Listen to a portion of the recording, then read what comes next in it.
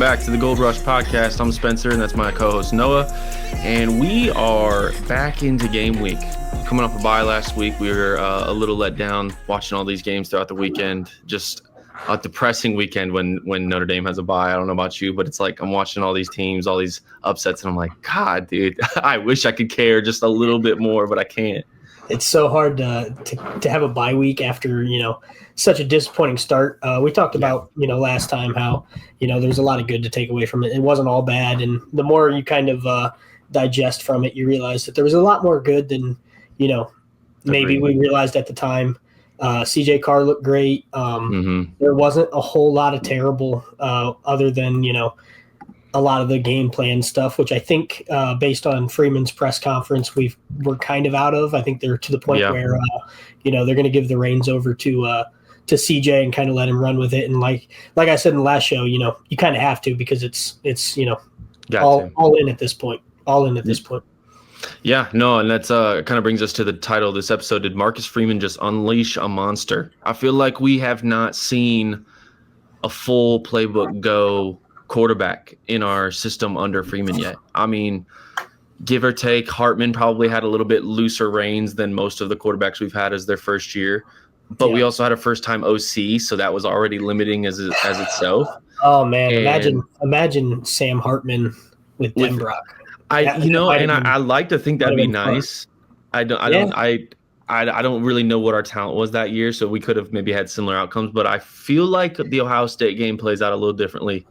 Ohio State does, and I think we end up keeping guys like Rico Flores, who probably could have been.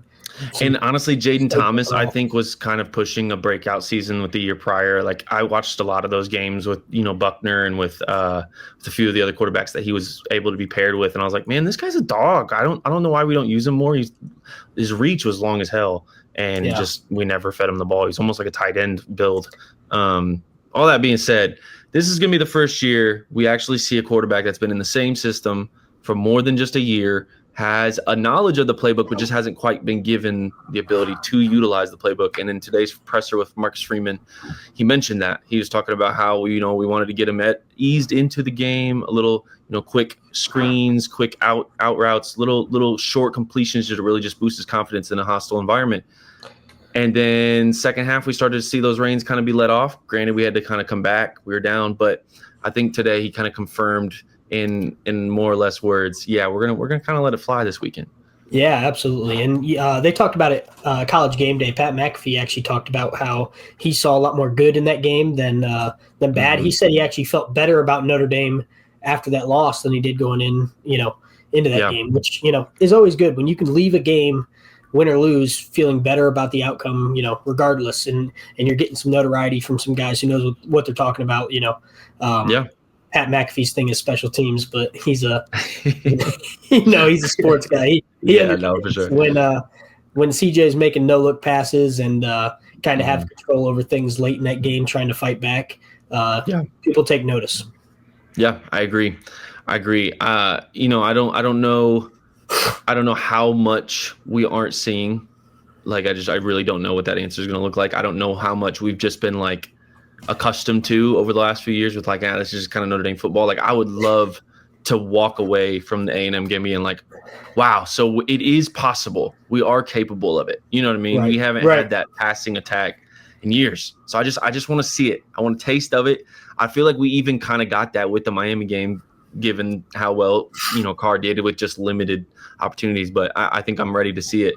Now, there was one intense not intense, but I would say a little bit more pointed question throughout the presser today, more so than like previous weeks. I just feel like our press conferences are typically just throwing him softballs and coach speaks his way around it. But we really kind of nailed it with, I think it was, I don't remember who the person that asked the question was, but it was just like, are you discouraged with the way you saw our offensive line play today?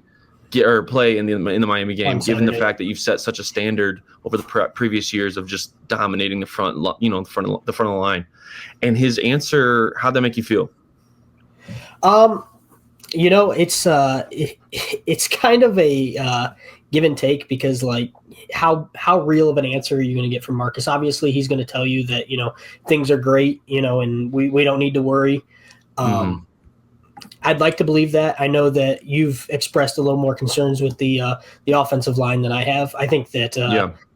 Anthony Knapp definitely had a rough game, as he said, but it wasn't as bad looking back in the game as it seems. Anthony Knapp got dominated by Sure. Bain, but I think that most left tackles in the country are going to have trouble with Bain. I mean, Yeah. that dude's an absolute dog. And after some social media clips released of his notebook, Yeah, dude, he that was was filling out after the game. That dude, he's a complete package when you talk about somebody who's going to get after kind of Batman's villain Bane, kind of living up to the name. Right, absolutely. What about you? What do you think?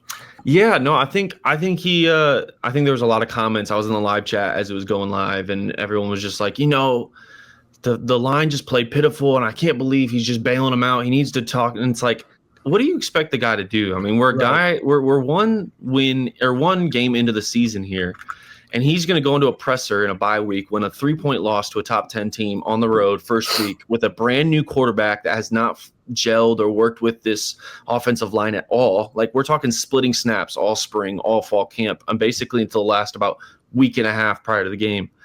And you're going to like go out there and tear their confidence down with, like harsh opinions. You don't think he's letting them know in the film room when you see Emil Wagner just stand and give a Patrick Starr stance at the end of the game? Like, you don't think he's calling that out then? Like, he doesn't need to talk to us in the press about. He's saying the right things behind closed doors. I mean, 100%. As somebody, obviously not at the same level, but as somebody who played college football, the conversations that players and coaches have in the locker room or, in the coach's office or coaching or position meetings, things are way different than what you're going to let loose to the public. And for good reason. These are 18 to 22-year-olds, in some cases older or some cases younger. But think about yourself when you were 19 years old. You're not going to handle, somebody publicly telling you that you played like trash. No, facts. Yeah. And I mean, like, what are you going to do with that at 19 years old, and the confidence in the guy that's supposed to be, your leader is kind of, publicly demeaning you? Like, that just wouldn't fly. So I think how he handled it was great, while also in the same hand, in the same presser, not even like 5 minutes later, addressed the fact that the captains have to play better. And he talked about that. He singled them out because they are already singled out. And I think that's the cool dynamic of like a coach he's picked his, 5, 6, 7 players that can handle that type of, accountability and expectation on a public scale. But he didn't tear them down. He just addressed the fact. He's like, we all know they should play better. We got to make more plays. Our captains got to be the ones that are leading on and off the court, on and off the field. And he let them know. And so I think for the people that were upset with some of the coach speak around, the whole unit, like, we're aware the offensive line needs some work. Denbrock knows that the offensive line needs some work. There was position battles, injuries. We have a lot of things that were going on through this offseason with our offensive line transfers from past starters. Granted, would they have started? Probably not. They were going to get beat out. That's why they transferred. But, in a game like that in Miami, you can't help but wonder if a little bit of experience might have been a good jump start in the middle of the game when you guys were kind of obviously just kind of getting manhandled up front. And so it's stuff like that you just kind of have to let play out if you're a week and a half into the season. And I think Freeman did the best he could with answering politically correct, while also like letting enough in some of his answers with the captain speak and some of the other moments where you're just like, okay, I think this guy's locked us in. We're gonna have a lot of stuff figured out in the A&M game. Any other things you took from the press conference today? I feel like there wasn't too much, but offensive line and CJ Carr's play calling freedom will be definitely on the top. They touched briefly on, leadership, and I am kind of waiting to see what our captains and our leadership is going to do. Because obviously last year, our leadership was just insane. We had Riley Leonard, Riley Mills. We had Howard Cross. Howard Cross wasn't captain, but, he was right there leading with everybody else. We had Ben Morrison, Xavier Watts. I mean, just an extremely experienced every level. Group. Yes. And you had the 6-year man at linebacker, Jack Kaiser. I mean, our 7th-year man, I think. 7th-year man who's now, he's knocking heads with the Jaguars now. And you couldn't have asked for a better group of leaders. And then I'm not saying that these guys, they very well may be great leaders, but I know that you talk about a captain like Emil Wagner goes out and has a stinker in his first game. How's he going to react to that? You know what I mean? Yeah. One of the worst graded offensive linemen of the whole weekend 2 weeks ago. if he responds the right way and Freeman gets him right and Denbrock gets him right, and we, things could be completely opposite come Saturday. And that's, obviously what we're looking for. And I think you mentioned when they were announcing the captains, we kind of all expected the quarterback announcement to happen that same day, but it didn't. And I remember we were texting about it, and you were like, "Man, it's tough to name captains and your quarterback not be one of those, because like obviously he's going to lead your team in so many different ways." And I think Carr's play in the Miami game and the way he kind of just like took ownership, the way he handled the press conference afterward, even though he may not have the C on his chest, I think there's a lot of guys in that locker room that are going to look to him and be like, all right, this guy's ready to lead us. Whether or not, he's acknowledged by it and has had that time with the C on his chest, I think he's ready to kind of take that step, take that leadership role and see what happens. Well, I've played on a few different football teams in my day, and definitely the teams with the best leadership or the best chemistry are teams that are led by a quarterback. And I know that like the quarterback isn't the end-all be-all to a team. I know that. He obviously is a large piece, but it's just the nature of the sport. If your quarterback is not the guy to step up and be willing to say, hey, this is on me, or hey, everybody let's get right, then your team is on a different spot than it should be. I mean, everybody naturally looks to him. The quarterback's going to be a leader, whether he wants to or not. They start and finish on him. And luckily, CJ Carr, looks like he's balling and he's going to lead by example. We got to be able to trust him to lead, vocally too, which it did look like he was doing on the sideline. After any mistake, 3-and-out pick, he was right over there saying, "Hey," like when we had the big fumble, turnover, he was right there saying, "Hey, I got you next time. I got you on the next series. I'm gonna throw it to you." Now I don't think Freeman put him in the game, but as soon as he was in the game, he caught a ball. And that's what you're looking for. Don't let the guy get down. Have his back. And when you have a team that's led by a quarterback, things move a lot better. I agree. So it's just kind of what we're working with. We had a quarterback battle. It would have been tough to name a quarterback a captain and then that guy not end up being the starter. That's always an awkward situation. That's happened in some NFL situations where they've lost the job. It's always kind of weird. Them standing on the sideline with the big C on their chest. Hopefully, for sure. So it's tough to do. I get it. No, I totally agree. I think that was huge. And so obviously, we got the presser. It had that felt really good to see Freeman talk about the team. I think we were all very anxiety ridden. I've seen all over Twitter, all the, Notre Dame pages like, "Oh, I feel confident again. I feel better again." I was like, yeah, because we needed the leader of the squad, the leader that took us to the championship to address the nation post the loss, man. Like we just all needed that as a fandom. And so now that we have that, we're kind of settled from the game, reviewed the tape, have talked circles around the topics. What are basically your established expectations going into this next week? We got A&M at home. What's the new expectation from what you gathered in the presser, what you gathered in week one? All right, now these are the things that I'm expecting from Notre Dame. And if we don't hit these marks, it might be a long year for us. First and foremost, I mean, the whole world is talking about it. Jeremiah Love needs to have the ball more. We need to incorporate the running backs more.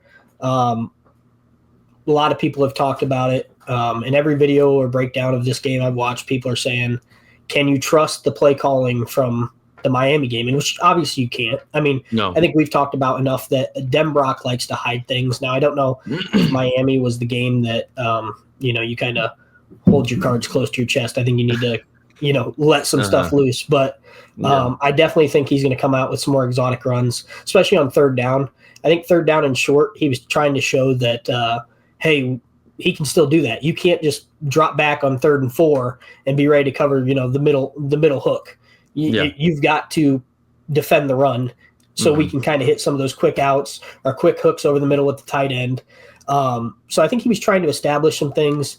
I just think it was, you've got to go and win that game. It kind of felt like NIU to me, where we just continued to try to press the pass when it clearly wasn't working for Riley that day. You know what I mean? Like he had the injury with the shoulder, it was bothering him, and we just kept going to the pass. And like it ultimately came back to bite us. We had the small lead, and we ended up throwing the pick because we're trying to press the issue when it was 2nd and 2. and we could have just handed the ball to Jeremiah Love, and he probably would have hurdled somebody again and been gone. But spamming the triangle button. So I think, and there also has to be an emphasis because going back and watching the Miami film, they went a lot of one high safety, dropped the strong in the box, and played like a 7 or 8 man box with the corners out wide, and dared us to pass the ball. So one of two things need to happen. We need to say, hey, you can't sit in that all day because we're going to open it up and we're going to put it over your head.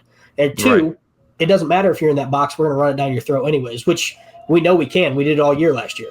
And I was about to say that we know we can because of the film, and we're going to get into that here shortly with the Texas A&M evaluation. It's a good team. They have a lot of good pieces. They have a lot of good parts, but I think there's some weaknesses, and we're going to address them. And I think hopefully those weaknesses coincide with stuff that we're obviously all begging for, which is that Jeremiah Love gets the ball, that Price gets the ball.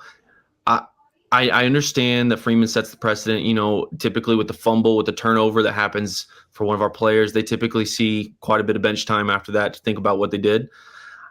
And I get it. And it worked out a good portion for us last year. But I mean, I think you can't take Price out of the game after that fumble. I know it was a high risk moment, but and maybe it's just actually give the ball to Love some more in replacement, but we didn't do that either. So it just kind of felt like we just punished 2 for 1. But you don't know what's happening in practice. Maybe, my thing is maybe Price has had, I know he had fumbling issues last year. He had 2 or 3 fumbles last year in key games. I know he had one against Louisville. They ended up going in and scoring right away. It was one of Tyler Shuck's, main highlights to get him drafted, where he dropped the ball sidearm right after that turnover. And like I said, he had some issues last year. Going into this year, we've seen one game so far, and he fumbled up at the goal line. It's tough to say. It's tough to say, hey, you got to leave him in the game, or it's tough to say, hey, get his ass out of there. But you're sitting there. I don't know what the coaches see, and you're sitting there saying, we've got Jeremiah Love sitting right here. If we can't trust Price, let's go right here. And because you look at Malachi Fields, he came out for 2 possessions. So maybe it was kind of a, hey, this is Jadarian Price's, issue right now. We got to get him out of there because I can't trust him. And they're saying, hey, Fields was a fluke thing. He got banged by a defensive lineman after catching a screen pass that, was crowded already. Maybe it's a little more forgivable. Maybe he's not as prone as, as Jadarian is right now. But you never know what the coaches are seeing in practice. Yeah, no, that's fair. That's a fair thought.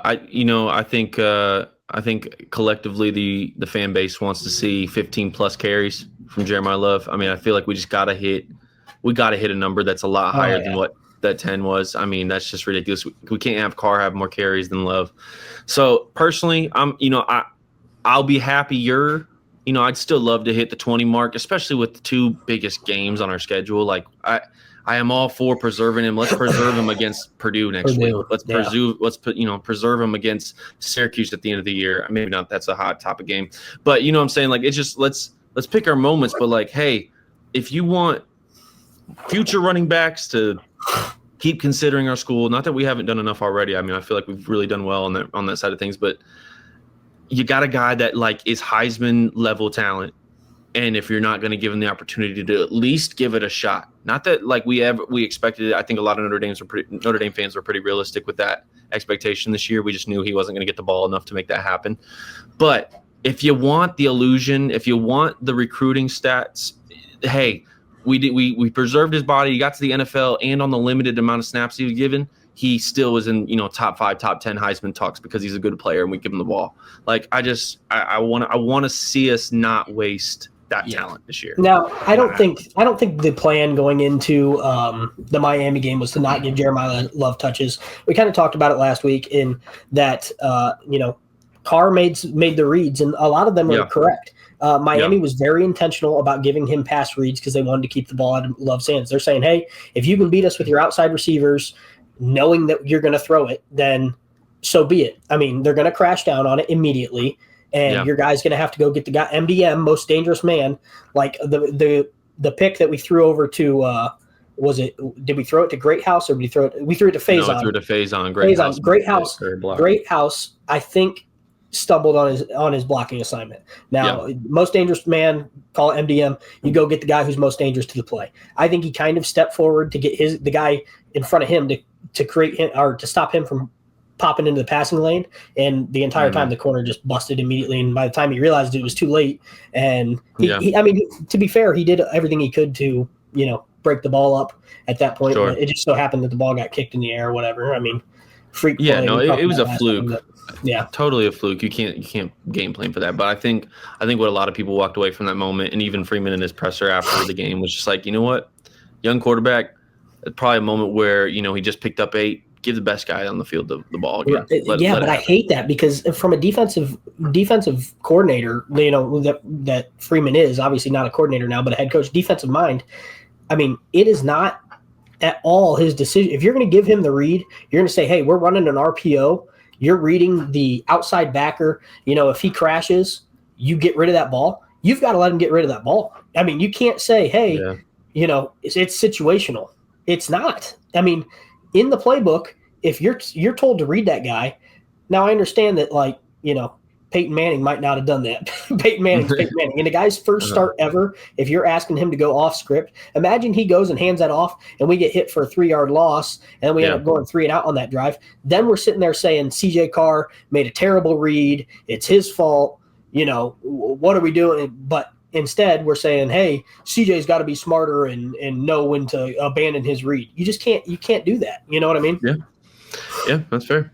That is fair. Okay, so I mean, more handoffs, more playbook opportunities here for some expectations going into the game. I feel like maybe the opening of the playbook, Carr won't feel as pressured to make his RPOs hit, or we won't be as pressured to just call as many RPOs. I feel like we probably give a little bit more sure-handed calls into A&M, and I would love to see the coordinators function as expected. I think because there was a really healthy expectation for the season. Chris Ash had said all the right things, had been implementing all the right things. All the reporters that had made a little bit of the practices, the scrimmages, the spring game. It's like, all right, this team is going to keep its identity, and I think we kind of either didn't live up to it, or we just didn't play it as much in the first week. And I'd love to see Ash just kind of remind the squad we have a top 5 defensive back unit across the board, recruits to in depth.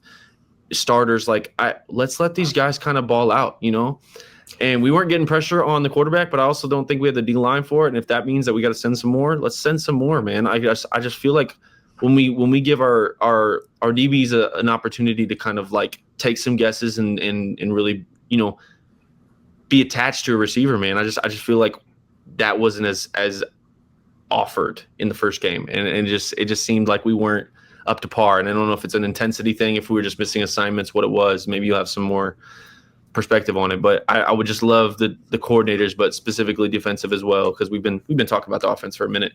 I would love to see the defense just kind of return to form. I think we weren't used to not getting some pressure. And the few times we did, we almost forced picks, but just felt like we weren't getting anything for a majority of that game. Yeah, so this is a kind of gut check game for Chris Ash. We're going to see what he's really made of. His kind of claim to fame is he was with Ohio State back in 14.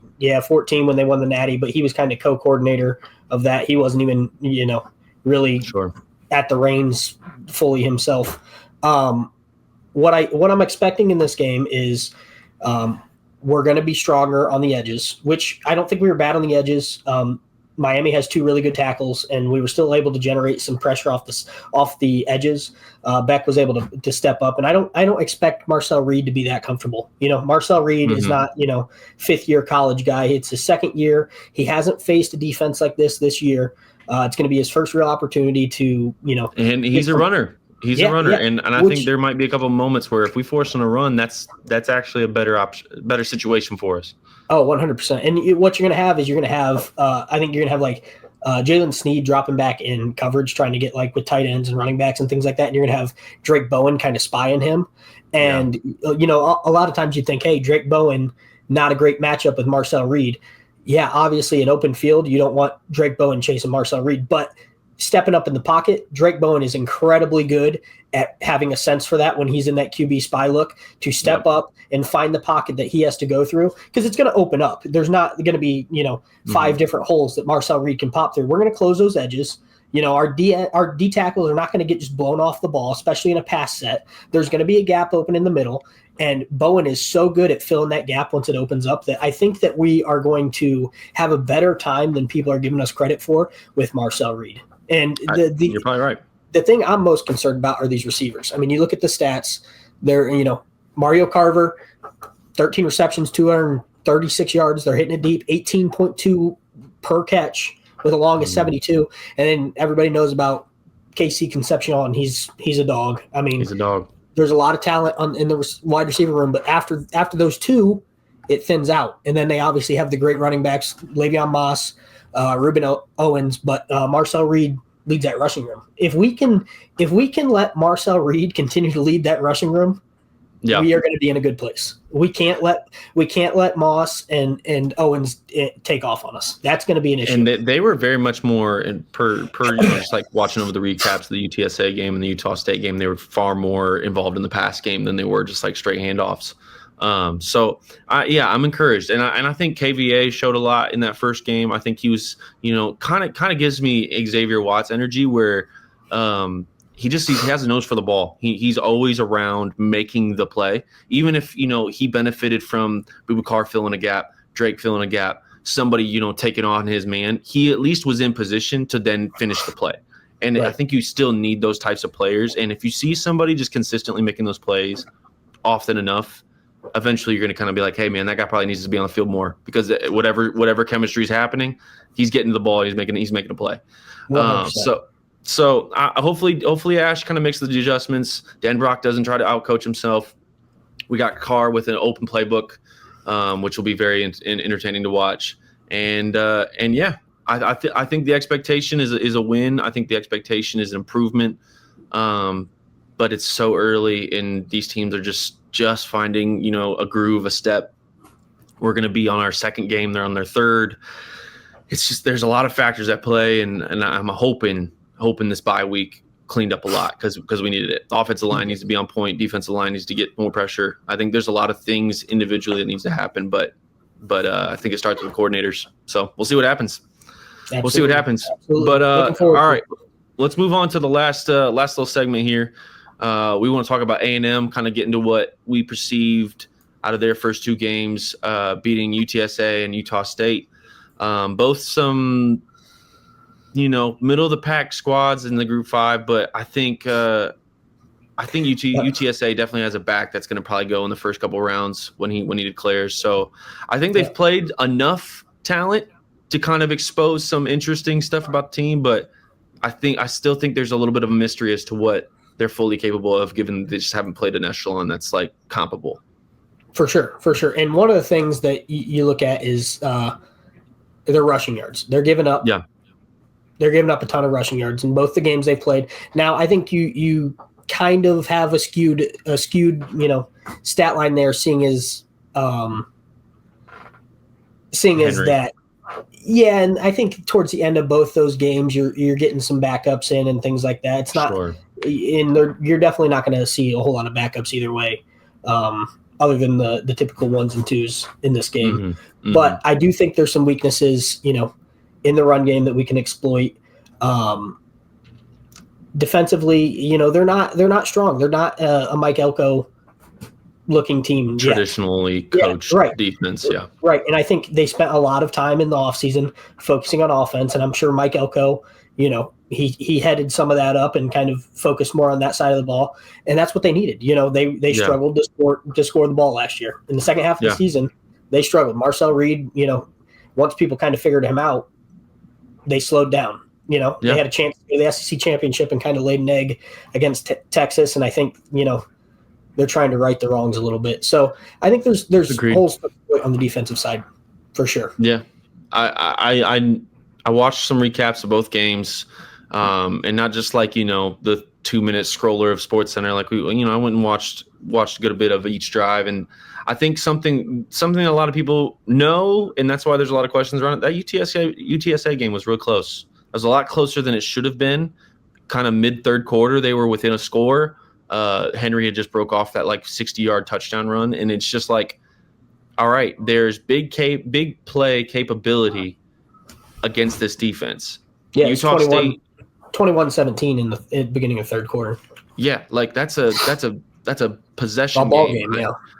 Utah State was never really that close, but what I did notice is like every other play was either they were getting sacked for minus 20 yards or that quarterback was chucking that thing and the receivers were coming down with it quite a bit. Yeah. Yeah. And they broke some runs, they had some quarterback sneaks, some things. And so I think, yes, did they make the plays they needed to make to win the game? They got a late score. It was 44-14. It was a put away ball game. But it wasn't just utter domination. And I think if you scale that up to what you hope Notre Dame has capable with, I think even prior to the season starting, a lot of people assuming that Notre Dame would be the toughest running team on everyone's schedule that they had to play.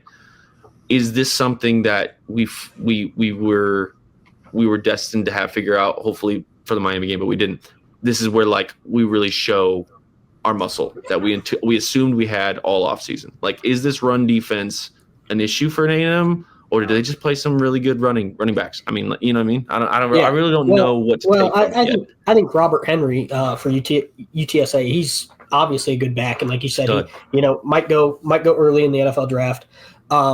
But you look at Jeremiah Love, he's not Jeremiah Love. No. You know what I mean? If he was Jeremiah Love, then he'd be playing somewhere else. And as poorly as they play, they don't have an offensive line like we do. Yeah. Yeah. I mean, and you talk about UTSA, I believe they just lost to – did they lose to Incarnate Word? Oh. Who did they just lose to? They're 0-2, I know, right? They lost to Texas State. Reasonable Group 5 team. They're actually they lost to Texas State. They're decent, yeah, but they've got Incarnate Word this week, so that looks like they could a bounce back game for them. So my apologies. So Texas State and Texas A&M kind of staying close to home in their first. Yeah, I was about games. to say, man, like don't want to travel too much. So, but what I'm saying is Robert Henry was able to take off for almost 180 yards. If we just feed Jeremiah Love, he's going to have some good things happen, because I guarantee you our offensive line is better than UTSA's, and I guarantee you that Jeremiah Love is better than Robert Henry. And not to mention, I'm sure Jadarian Price is better than Robert Henry, and that's no shade to Robert Henry. It's just the quality backs that we have in our backfield. You know what I mean? Yeah, for sure. I mean, like, who knows? He might be benefiting from the fact that, like, UTSA is like, hey, man, we're going to ride this guy. He's the best player on our team, and it's literally the only shot we got. Not saying this is like that, but like an Ashton Jean T type of situation where you're like, this is the dude. We got the dude. We're gonna give the dude the ball, and we're gonna see what happens. And part of me is like, dang, if Notre Dame could just adopt a little bit of that, because like we got the players to make that crazy. But it's smart that we're not. I get it. Yeah. But hey, side note is UTSA's is that Owen McCown? Is that Josh McCown's son? Isn't that Josh McCown's son? Oh, interesting. I don't know. I believe it is. I thought about bringing that up, and just looking at their stats, I see McCown. I believe that. Shout out Josh McCown, long time NFL guy. I think he played like 20 years in the NFL as a backup. Yeah. I think he started for the Browns for a couple years, but best position in football. Shout out Josh McCown. No, I love it. Yeah. So I mean, defense is definitely their bigger question mark side of the ball. Sure. I think offense, like you said, they spent a little bit more time in the portal, replacing and upgrading. Not so much just like replacing, like upgrading. I think their receivers and not having Marcel Reed at the beginning of the season last year kind of locked and solidified as that player kind of exposed to themselves. They just couldn't score points. They could stop you. They had a great defensive line. They had a great defense as a whole. I mean, they could shut you down. Yeah. I mean, it gets to a point, man. If your offense can't move the ball, then you're on the field that much. It's just that's exhausting. Anyone's going to score on you eventually. 100%. So I think the key is definitely see what we can do in the run game. Open up the pass game downfield, and I know that sounds like contradictory to run the ball but also pass it, but I mean, everybody who knows football knows that we've got to be multiple. We can't if we go down there and we say, hey, we're going to run it down your throat every play, everybody knows what's going to happen. They're going to load the box, right? And nobody can run. You could have an NFL team and struggle to run the ball. And they do have that linebacker York they have is a dog, man. Yeah. You watch if you've watched the Any Given Saturday, the SEC documentary on Netflix, he's kind of Texas A&M's like featured player, and he's a dog. He's leading their team in tackles right now. He's got 12. He's a guy that we got to take care of. We got to, when we're working that zone read, we've got to double up to him. We got to make sure that we're getting off because he's going to fly. He's not scared. He's going to get his nose in there. We can't be hesitant on him. Otherwise, he's going to get in the backfield and mess things up. Big. I'm not too concerned with their secondary. I mean, they got some athletes. I don't think they've really posed any glaring threat. Not as much as their defensive line and middle linebackers. I think they kind of take the lead on the defensive side of ball. No interceptions on their side yet. That's huge. Through 2 games against 2 games against what should be inferior opponents. No interceptions. So that kind of says something about the secondary. Yeah. Can't let Marcel Reed beat you. Can't just let him do what he wants. Gotta weather the storm there. He's gonna pick up plays. He's gonna improvise. He's gonna have some scrambled first downs, probably 10, 15 yards at times. It's gonna happen. But can you limit it? And can we keep the big plays down? That dude slings it. I mean, he's got a lot of yardage, but it's check down, boom. Big play up to Concepcion. Big play up to what was the name of the other guy? Yeah, Craver.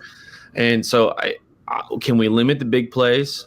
And I know our defense can kind of like lend itself to big plays, kind of be putting on us because we like to send a lot. But can we get to it, or is he going to just improvise and beat us all day long? These running backs are good too. Cannot sleep on it. We can't overcommit to just shutting Marcel Reed down and just letting these guys get 5, 6, 7 yards a pop. I mean, that's just going to kill us. You give Marcel Reed 2nd and 4s, 2nd and 3s. It's the playbook's ridiculous. That guy's either going to take a shot or he's going to scramble, pick it up, and we're going to keep it moving. So got to get off the field. Yeah, and just real quick, I know that we want to wrap up here. We're at 36 minutes. But another thing, special teams is going to be important. Concepcion's huge return threat. Right now. I think they have a kick return and a punt return already this year. Yeah. Concepcion is extremely explosive, both catching the ball and in the return game. We're historically a good special teams team. We're going to have it figured out. We're going to have our fits straight, but that's a guy you can't get loose because he can open a game. When I think the statistic is like when you have a punt return for a touchdown, it's like 80% more likely that you're going to win a football game. Same with a block punt. So. I'd like to see us do something to win in the special teams game. I know that it's early in the season. You don't want to let go, a lot of your huge special teams plays like we did with Tyler Buckner where we roll him out, on a punt or whatever it was, but we got to bring some pressure. I know we like Bryce Young on the punt block. He's got to make sure he stays off the legs of the punter. Can't have blunders in special teams. Yeah. Yep. Hopefully a dry game so we won't have as many fumbles and many wet hands. Carl will feel comfortable back there. Yep. I know you're going to be at the game, right? That's right. I'm going to be there. Yep. Right in the corner of the end zone, 14 rows up. Yep. Looking at touchdown Jesus. Yep. We'll probably have to have you go live on some of our platforms while you're there. Absolutely. Yeah. Well, if I can, you know how the reception is when you're in that stadium. Oh, yeah. Yeah. I'll do it. I'll make sure I take photos. We'll post them up. But yeah, I'll be there, boots on the ground. And sweet. Next week when we talk, I'll have the rundown for us. I love it. We'll both be at the USC game later on. Hopefully by the amount of videos that we have out by that point, you guys will be interested enough to maybe come up, say hi to us. But and I know I'm committed to, I think the Navy game is another night game sweet.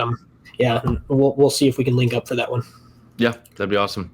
Cool. Thank you guys for watching. This will be part 1. We're going to be doing part 2 right now, but that'll go up Saturday morning. We're going to do our prediction show.